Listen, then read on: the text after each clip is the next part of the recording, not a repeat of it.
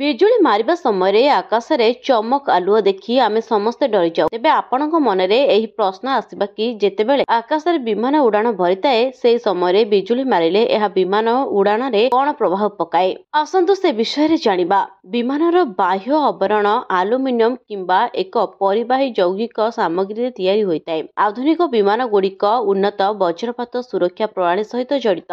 ଏଗୁଡ଼ିକ ଉଡ଼ାଣ ସମୟରେ ସୃଷ୍ଟି ହେଉଥିବା ବୈଦ୍ୟୁତିକ ଚର୍ଚ୍ଚାକୁ ନଷ୍ଟ କରିବାରେ ସାହାଯ୍ୟ କରେ ଏବଂ ବଜ୍ରପାତର ବିପଦକୁ ହ୍ରାସ କରେ। ଯଦିଓ ବିମାନ ବଜ୍ରପାତ ସହ୍ୟ କରିପାରେ, ପାଇଲଟମାନଙ୍କୁ ଯେତେବେଳେ ସମ୍ଭବ ହୁଏ ପ୍ରତିକୂଳ ପାଗକୁ ଏଡ଼ାଇବା ପାଇଁ ତାଲିମ ଦିଆଯାଏ। ଜାହାଜରେ ଥିବା ପାଣିପାଗ ରାଡାର ବ୍ୟବହାର କରି ସେମାନେ ବଜ୍ରପାତର ବର୍ଷା ହେବାକୁ ଥିଲେ ଆଗୁଆ ଅନୁମାନ କରନ୍ତି ଏବଂ ସେମାନଙ୍କୁ ଏଡ଼ାଇବା ପାଇଁ ସେମାନଙ୍କର ଉଡ଼ାଣ ପଥ ବଦଳାଇଥାନ୍ତି। ଯାତ୍ରୀମାନେ ଏହା ଜାଣିପାରନ୍ତି ନାହିଁ, କିନ୍ତୁ ବାଣିଜ୍ୟିକ ବିମାନ ବର୍ଷାରେ ହାରାହାରି ଗୋଟିଏ କିମ୍ବା ଦୁଇଥର ବଜ୍ରପାତର ଶିକାର ହୁଅନ୍ତି। ଏହା ଏତେ ସାଧାରଣ ଯେ ବିମାନ ଇଞ୍ଜିନ ମାନଙ୍କରେ ପ୍ରମାଣପତ୍ର ସମୟରେ ବିମାନକୁ ବଜ୍ରପାତ ପ୍ରତିରୋଧ ଉପରେ ବିଶେଷ ଭାବରେ ତାଲିମ ଦିଅନ୍ତି। ଶେଷ ଜଣାଶୁଣା ମାରାତ୍ମକ ବଜ୍ରପାତ ଦୁର୍ଘଟଣା 1967ରେ ଘଟିଥିଲା।